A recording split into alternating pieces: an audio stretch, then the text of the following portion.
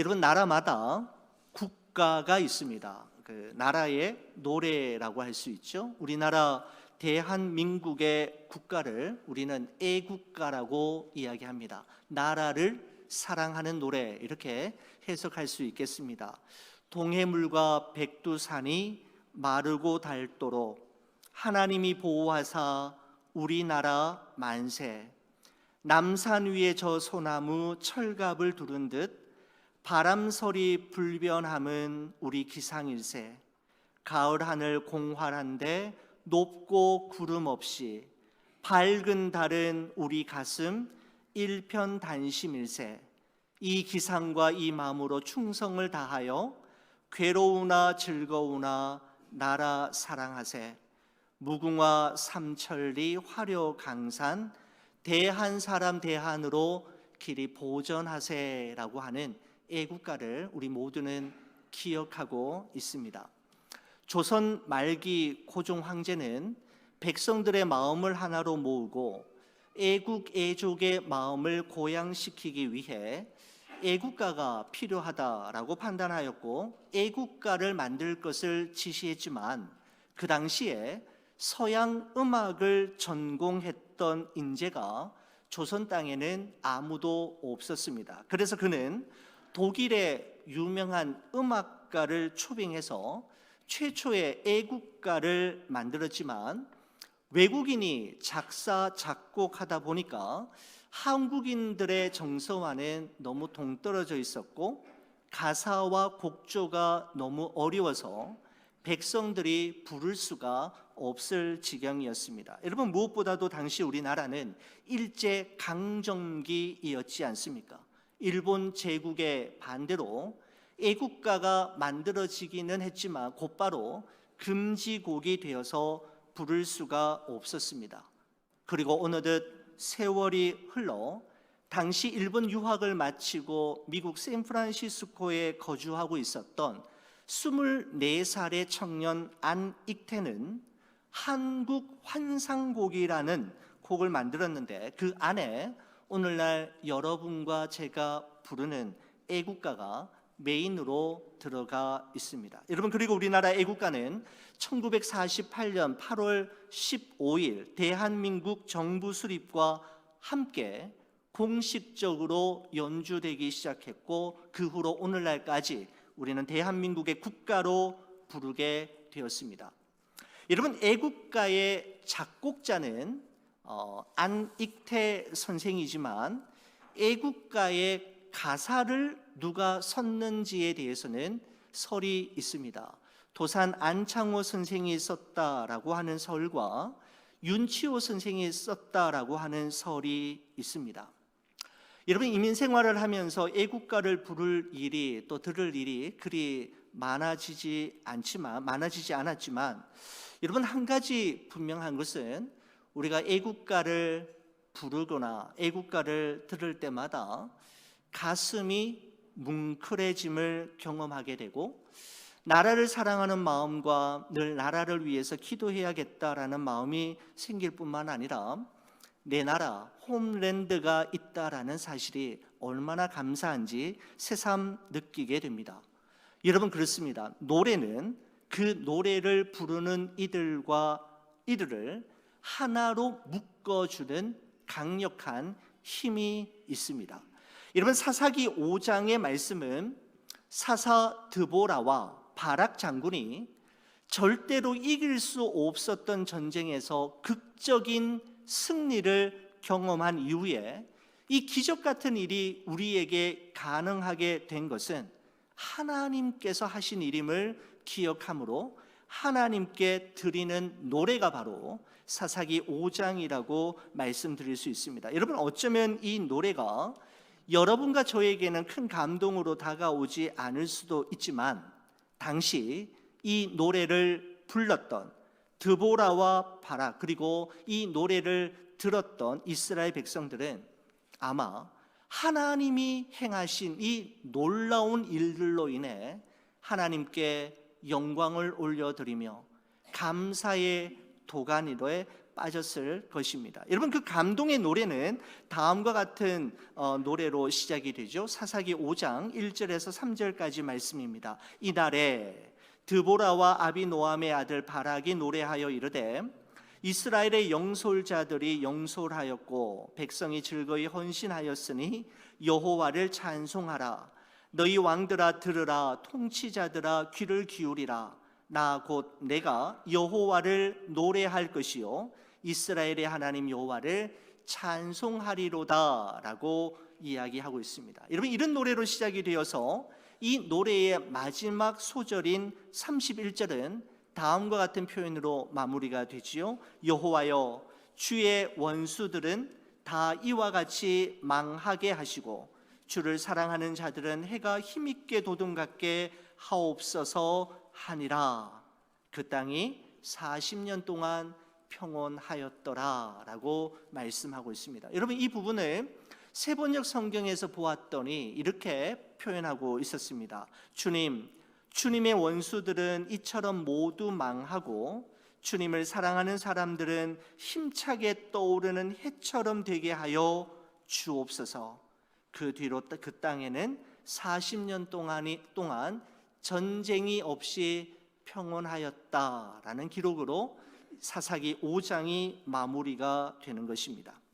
여러분, 도대체 이들에게 어떤 일이 있었던 걸까요? 사사기 5장의 이 감동적인 노래가 만들어지게 된 결정적인 사건이 바로 사사기 4장에 기록이 되어 있는데, 여러분, 사사기 4장 1절을 보시면 다음과 같은 말씀으로 시작이 됩니다. 에봇이 죽으니 이스라엘 자손이 또 여호와의 목전에 악을 행하매라고 말씀하고 있습니다. 여러분, 지난 주일 우리가 함께 살펴보았던 사사 에훗의 이야기에서도 등장했던 동일한 단어가 등장하고 있죠. 또라고 하는 단어입니다. 또라는 단어가 다시 사용되면서 또 여호와의 목전에 악을 행하매라고 하는 이 표현에서 우리는 선과 악, 옳고 그름의 기준이 인간의 안목이 아니라 여호와의 목전이다라는 사실을 사사기는 우리에게 말해주고 있습니다. 무엇이 선인지 무엇이 악인지, 무엇이 옳고 무엇이 그른지를 판단하는 잣대와 기준은 사람의 감정과 사람의 안목이 아니라 여호와의 목전으로 결론 지어짐을 말씀하는 것이죠. 여호와 하나님 보시기에 악하면 악한 것이고 여호와 하나님이 보시기에 선한 것이야말로 진정 선한 것임을 말씀하고 있는 것입니다. 여러분, 이처럼 여호와께서 보시는 앞에서 또다시 악한 일을 행한 이스라엘 자손들을 하나님께서는 이방 자손의 손에 넘기셨는데 2절의 말씀을 보시면 이렇습니다. 여호와께서 하솔에서 통치하는 가나안 왕 야빈의 손에 그들을 파셨으니 그의 군대 장관은 하루셋 학고임에 거주하는 시스라요라고 말씀하고 있습니다. 가나안 왕 야빈과 군대 장관 시스라가 통치했던 도시의 이름은 하솔이라고 하는 땅이었는데, 여러분, 가나안 땅의 전략적 요충지로서 여러분, 사실 이 하솔이라고 하는 땅은 여호수아에 의해 150년 전에 이미 진멸당했던 땅이었습니다. 여러분, 그런데 이스라엘 백성들이 여호와의 목전에 악을 행하는 순간부터 대역전이 일어나게 되었던 것이죠. 이제는 오히려 이스라엘이 가나안 땅 하솔에 의해 지배당하고 섬겨야만 하는 정말 그런 안타까운 일이 발생하게 된 것입니다. 여러분, 이와 같은 현상은 우리가 지난 주일에도 살펴보았던 사사 에훗의 이야기에서도 볼 수 있었던 내용이지 않습니까? 이스라엘이 모압 왕 에글론을 18년 동안이나 힘겹게 섬겼는데, 여러분, 모압은 원래 이스라엘 백성들과 상대가 안 되는 아주 약한 민족이었지만 이스라엘 백성들이 여호와의 목전에 악을 행하는 순간부터 반전이 일어나게 되었죠.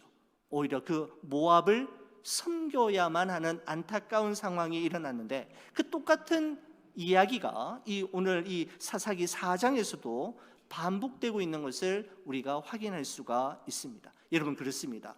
과거를 기억하지 못하는 자는 과거의 잘못을 반복할 수밖에 없고, 또한 넘어진 자리에서 또다시 넘어지게 된다라고 하는 역사가 우리에게 전해주는 소중한 교훈을 그들은 가볍게 여겼기 때문입니다.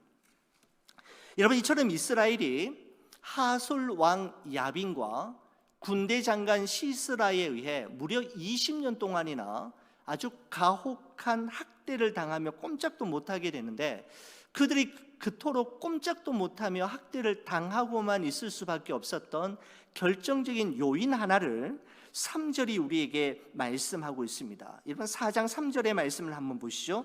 야빈 왕은 철병거 900대가 있어 20년 동안 이스라엘 자손을 심히 학대하였으므로 이스라엘 자손이 여호와께 부르짖었더라라고 말씀하고 있습니다.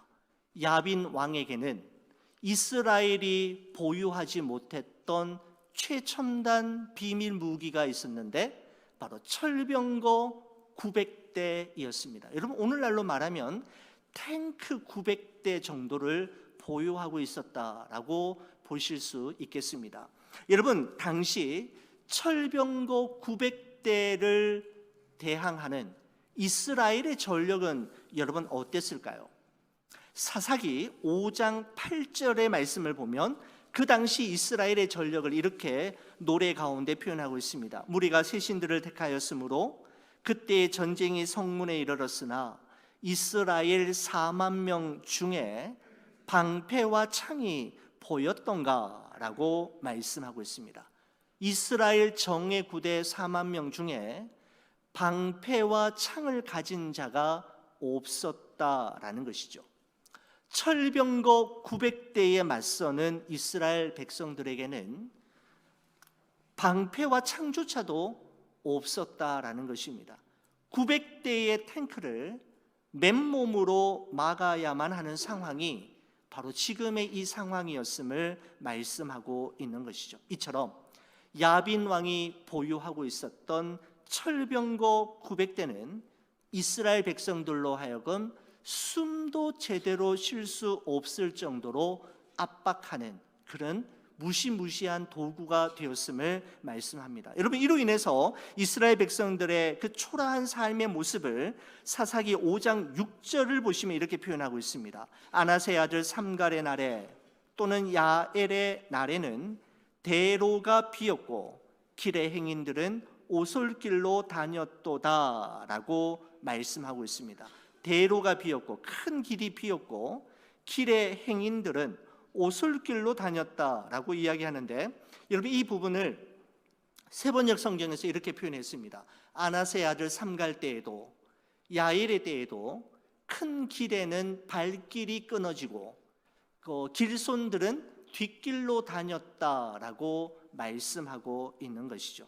철병거 900도로 인해 이스라엘 백성들은 20년 동안 큰 길 대로로 다닐 수가 없었고 산길 오솔길을 따라 둘러 다니거나 아니면 뒷길로 피해 다니는 이와 같은 현상들이 일어나게 되었다라는 것이죠.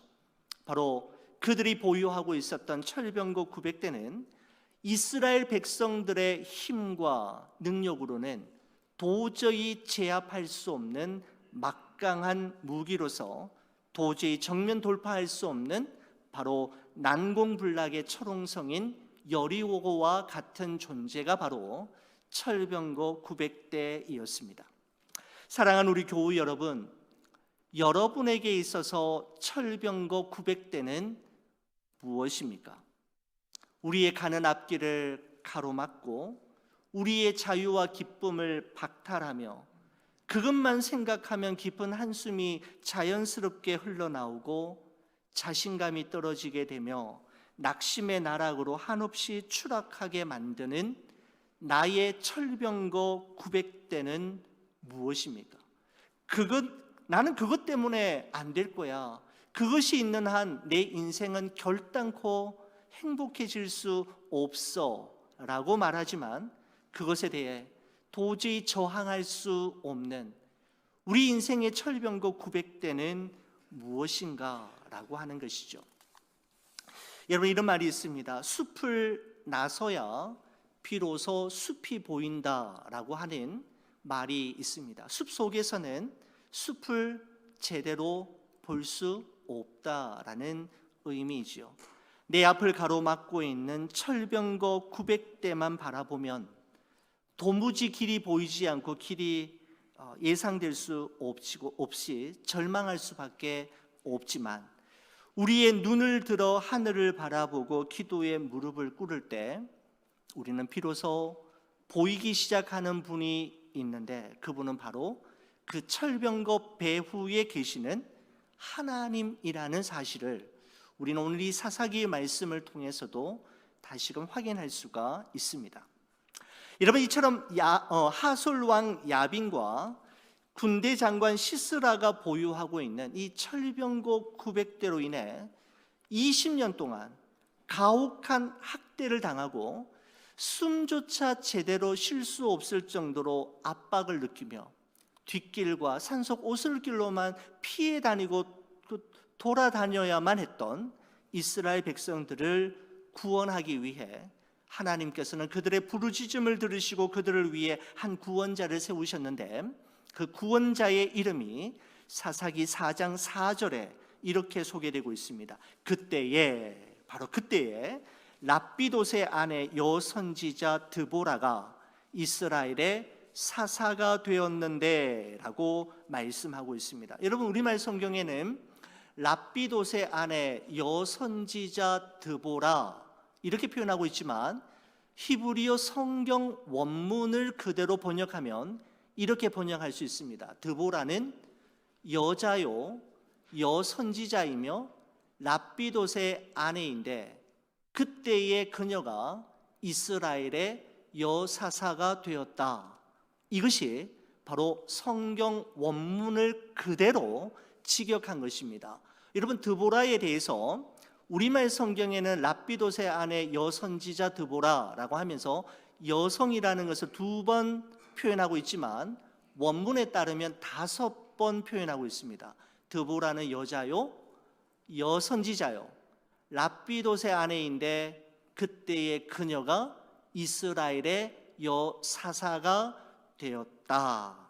5번 사용하면서 드보라는 여자인데 여자이었다, 여인이었다라는 점을 강조하고 있는 것을 볼 수가 있는 것이죠.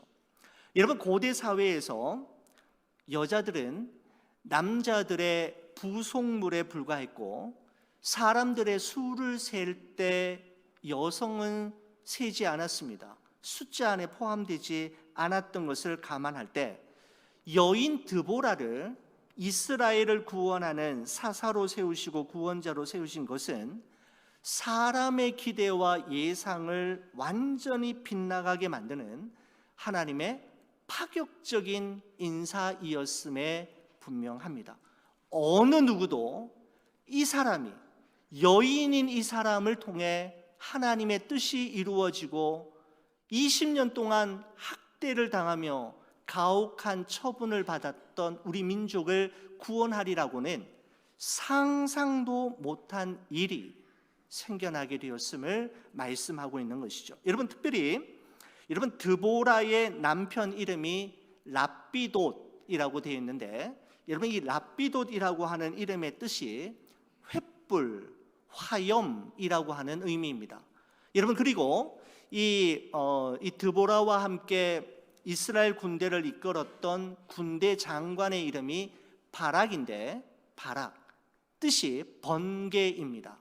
여러분, 그리고 하솔 왕 야빈의 군대 장관, 그러니까 철병거 900대를 총지휘하는 시스라 장군, 이 시스라라고 하는 이름의 뜻이 무엇인가 하면 태양의 아들, 태양의 후예, 이렇게 볼 수가 있겠죠. 드라마가 갑자기 생각이 나는데 아주 멋진 이름입니다. 랍비돗, 바락, 시스라.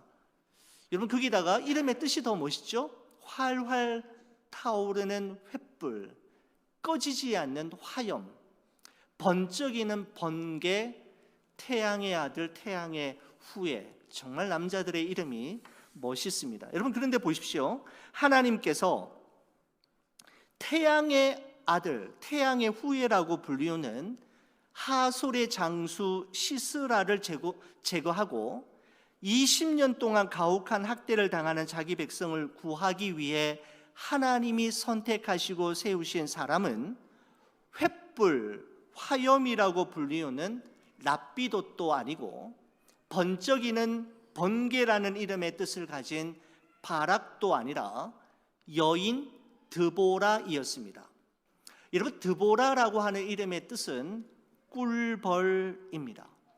여러분, 바로 태양의 아들을 무릎 꿇게 만든 것은 다름 아닌 조그마한 꿀벌이었다라는 것이죠. 바로 이것이야말로 하나님께서 지난 주일에 이어 오늘 우리에게 또다시 보여주시는 또 한 번의 대반전이자 하나님의 위대한 역설을 보여주고 있는 장면입니다. 여러분, 우리는 지난 주일날 모압 왕 에글론으로부터 이스라엘을 구원하시기 위해 하나님께서 세우신 사람은 오른손의 아들이라고 불리우는 베냐민 지파에서 사람을 선택하셨는데, 오른손의 아들들 중에서 오른손의 아들을 사사로 세우실 거라고 우리는 예상했지만은 하나님의 판단은 다르셨죠. 바로 그 오른손에 치명적인 장애가 있어서 그 손을 쓸 수 없는 왼손잡이 사사 에훗을 통해 하나님의 뜻을 이루셨던 것처럼, 여러분, 이번에는 태양의 아들을 제거하기 위해 하나님이 사용하신 이는 꿀벌이라는 이름을 가진 바로 여인 드보라이었던 것입니다. 여러분, 동서고금을 막론하고 어느 시대 어느 사회나 할 것 없이 선입견이나 편견이라는 것을 모든 사람들은 저마다 다 가지고 있습니다. 여러분, 선입견이라고 하는 이 단어의 사전적인 의미는 어떤 대상에 대해서 이미 마음속에 품고 마음속에 결정되어 있는 고정관념, 고정관점을 선입견이라고 이야기하고, 이런 편견이라는 것은 뭐냐 하면 한쪽 면만 보는 것을 이야기하는 것이죠.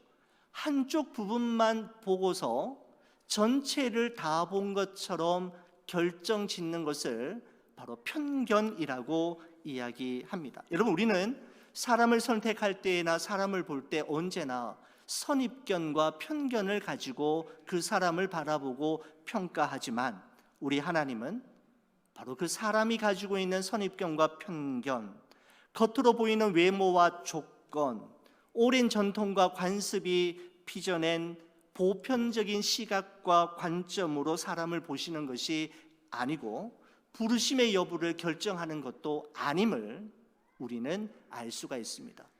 여러분, 하나님께서는 왼손잡이 그리고 여인, 이 세상에서 가장 약하고 부족한 일을 통해 하나님의 놀라운 일들을 이루어 오셨던 것이죠.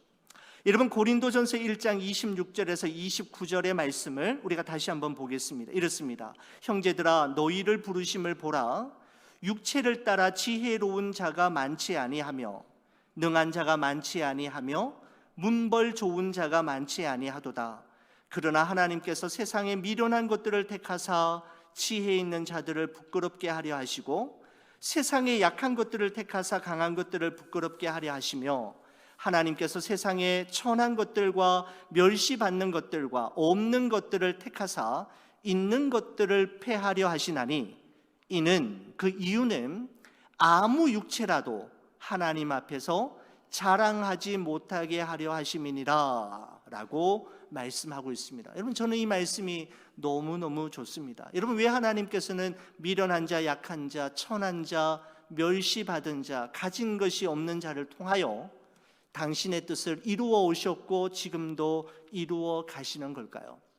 그것은 어느 누구도 내가 했다, 내가 이루어냈다라고 하나님 앞에서 자랑할 수 없도록 하기 위함이었습니다.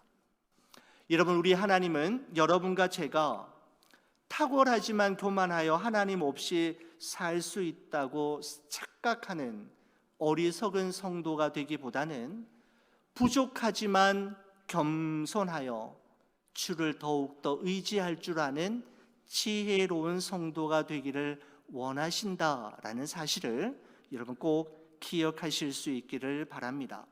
여러분, 이처럼 사사로 부름을 받은 여인 드보라가 바락과 함께 힘을 합쳐서 하솔 왕 야빈과 군대 장관 시스라를 죽이고 철병거 900대를 격퇴하기 전에 그녀가 어떤 일부터 했는지를 우리가 한번 살펴볼 필요가 있습니다. 여러분, 사사기 4장 4절에서 5절까지 말씀 한번 보시겠습니까? 드보라가 사사로 부름을 받아 그가 전쟁을 치르기 전에 먼저 했던 일, 그가 주력했던 일이 무엇인지를 이렇게 기록합니다. 그때에 랍비도세 아내 여선지자 드보라가 이스라엘의 사사가 되었는데 그는 에브라임 산지 라마와 베델 사이 드보라의 종려나무 아래에 거주하였고 이스라엘 자손은 그에게 나가 재판을 받더라 라고 말씀하고 있습니다. 도대체 이 말씀이 무슨 의미입니까? 여러분, 이렇게 여러분에게 설명드릴 수 있을 것 같아요. 여러분, 드보라라고 하는 이름의 뜻은 꿀벌이라고 말씀드렸지 않습니까? 여러분, 그리고 그 드보라가 어디 아래에 거주했느냐 하면 종려나무 아래에 거주했다라고 이야기하는데, 여러분, 종려나무의 이름의 뜻은 뭐냐면 꿀나무라는 뜻입니다. 그러니까 꿀나무 아래에 꿀벌이 있었다. 이 말이 종려나무 아래에 드보라가 있었다라는 것이죠. 왜 거기 있었습니까? 이스라엘 자손은 그에게 나아가 재판을 받더라라고 말씀하고 있습니다. 자, 보십시오. 종려나무 아래에서 드보라가 자신에게 오는 이들을 재판하는, 이스라엘 백성들을 재판하는 것은 이런 의미입니다.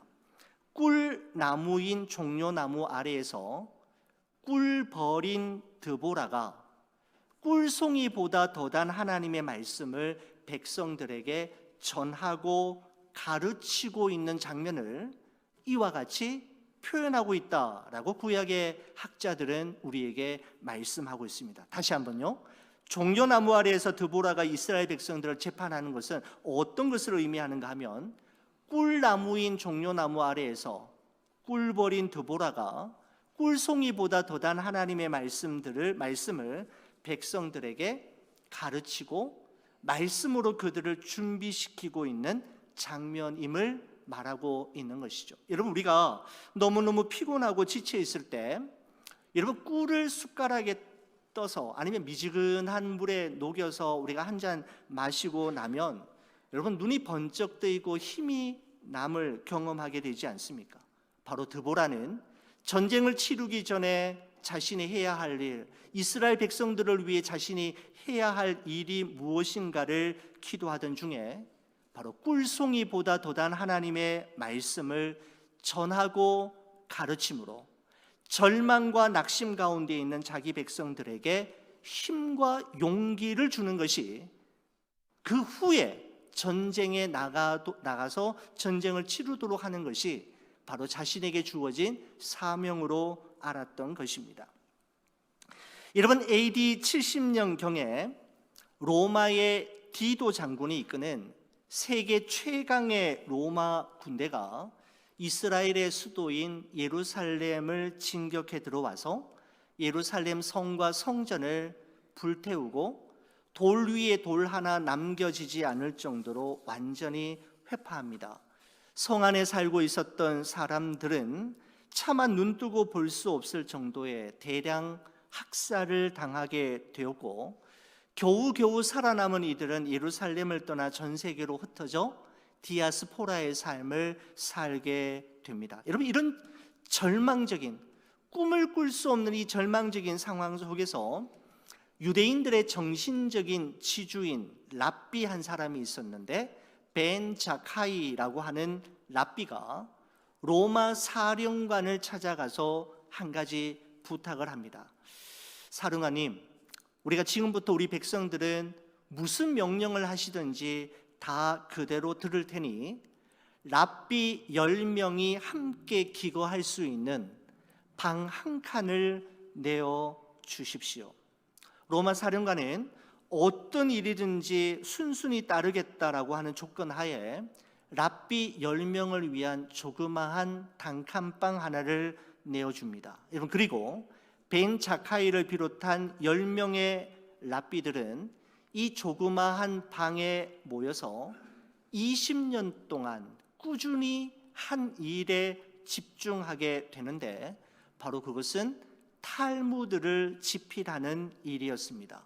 그들은 세상의 모든 것이 다 사라지고 다 파괴되고 다 빼앗겨 버려도 하나님의 영원한 말씀인 성경과 그들의 믿음의 조상들이 그들에게 남겨준 하나님을 경외하는 지혜의 말씀만큼은 영원할 것을 믿었고, 그 하나님의 말씀과 그 지혜의 말씀만이 지금 절망 가운데 있는 우리 다음 세대를 살리는 유일한 비결임을 그들은 깨달았기에 전 세계에 흩어져 있는 모든 자료들을 모으고 성경 말씀에 기초하여 탈무드를 만들게 되는 것이죠. 성경과 탈무드를 가진 유대 민족은 그 이후에도 여러 가지 시련과 역경이 많았지만 그때마다 그들은 오뚜기처럼 다시 일어나 마침내 세계를 제패하는 민족이 되었는데, 그들에게는 바로 성경과 탈무드가 있었기 때문입니다. 바로 하나님의 말씀이 그들을 일으켜 세웠던 것이죠. 여러분, 우리가 사랑이라고 할 때, 여러분, 우리의 한국말, 우리말로는 사랑이라는 표현 하나를 쓰지만 헬라어로 사랑을 표현할 때는 여러분 여러 가지 단어를 쓰죠. 에로스라든지 스테르고, 그다음에 필레오, 아가페, 전부 다 우리말로는 사랑이지만 그 의미가 조금씩 다르다라는 것을 여러분도 알고 계시지 않습니까? 그런데 말씀이라고 하는 이 단어도 헬라어로는 한 3가지 단어로 주로 표현하고 있습니다. 첫 번째는 로고스라고 하는 말로 캐리그마, 그리고 레마라고 하는 이 헬라어 단어 3가지가 모두 다 우리말로는 말씀으로 번역이 되는데, 반드시 정확하게 그런 것은 아니지만 서로 중복되는 경우도 있습니다. 여러분, 그렇지만 일반적으로 이렇게 이야기합니다. 여러분, 로고스라고 할 때는 기록된 말씀이 바로 로고스입니다. 여러분, 우리가 가지고 있는 성경 66권은 하나님의 감동하심을 따라 기록된 정확무오한 기록된 말씀이지 않습니까? 그때 이 말씀은 로고스라고 표현을 하고요, 그 다음에는 캐리그마는 선포된 말씀입니다. 기록된 말씀을 설교자를 통해 성도들에게 선포되어질 때, 그때 선포되어진 말씀을 뭐라고 이야기하느냐 하면 캐리그마라고 이야기하죠. 우리는 기록된 말씀인 성경 66권을 통해서도 은혜를 받지만, 설교자를 통해 전해진 선포된 말씀을 통해서도 여러분 은혜를 받고 힘과 용기를 얻게 되지 않습니까? 그래서 기록된 말씀이 선포되어질 때 그 말씀은 캐리그마라고 이야기합니다. 여러분, 그리고 레마라고 하는 말은 무엇인가 하면 깨달은 말씀, 내게 깨달아진 말씀, 내게 주시는 말씀이라고 번역할 수 있을 것 같습니다. 여러분, 성경 66권 모두가 하나님의 기록된 말씀이고 모두가 설교자를 통해 선포된 말씀이지만, 그 말씀 중에서도 오늘 나에게 주시는 하나님의 명령과 특별히 내게 은혜가 되고 도전이 되는 말씀이 있지 않습니까? 그래서 그 말씀대로 내가 살아야겠다 결단하게 되고 순종하게 되게 하는 그 말씀을 이야기할 때는 레마라고 이야기하는 것이죠. 로고스와 캐리그마와 레마가 우리 안에 충만할 때 우리는 두려움과 걱정을 이겨내고 병거 900대를 상대할 수 있는 영적인 담대함과 영적 자신감을 가질 수가 있게 되는 것이죠. 여러분, 사사 드보라는 너무나도 잘 알고 있었습니다. 하솔 왕 야빈과 군대 장관 시스라, 그리고 그들이 자랑하며 보유하고 있는 철병거 900대를 상대하기 전에 이스라엘 백성들을 하나님의 말씀으로 준비시키고 무장시키는 것이 전쟁에 나가 싸우는 것보다 우선되어야 한다라는 사실을 알고 있었기에 꿀벌인 그는 꿀나무 아래에서 자신의 백성들을 꿀송이보다 더단 말씀으로 훈련하고 준비시켰던 것이죠. 그리고 하나님의 때가 되었을 때 종려나무 아래에서 꿀을 먹으며 말씀으로 준비된 그들과 함께 전쟁에 나아가 하나님의 도우심으로 기적적인 승리를 거둘 수가 있게 되었던 것입니다.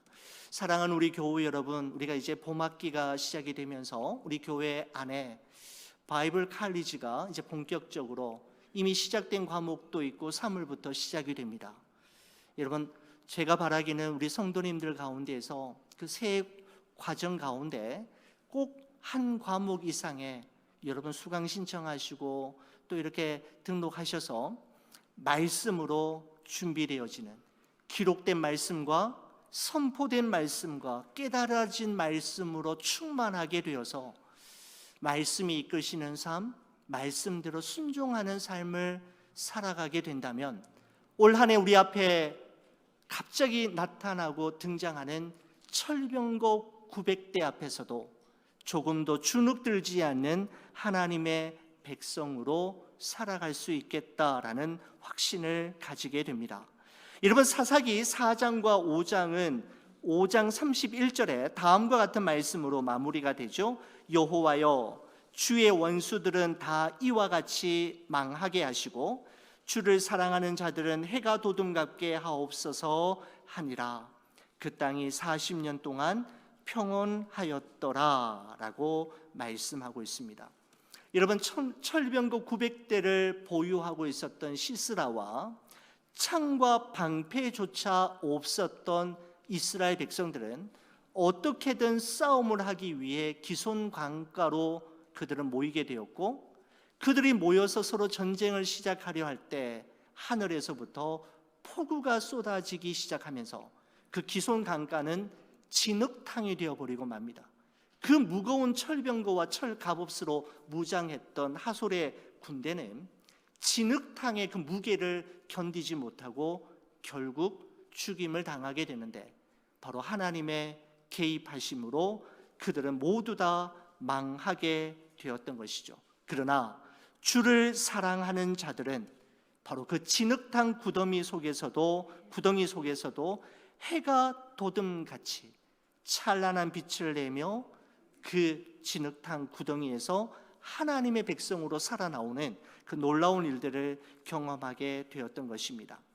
사랑하는 우리 교우 여러분, 칠흑 같은 새벽 어둠을 뚫고 수평선 위로 힘차게 떠오르는 아침 태양처럼 주를 사랑하는 자들에게 날마다 주시는 기록된 말씀과 선포된 말씀과 깨달은 말씀으로 힘과 용기를 얻으시고, 우리 인생을 가로막는 철병과 앞에 주눅들지 말고 말씀으로 격파하며 주와 함께 믿음의 길을 끝까지 걸어가시는 여러분과 제가 되기를 주의 이름으로 간절히 축원을 드립니다.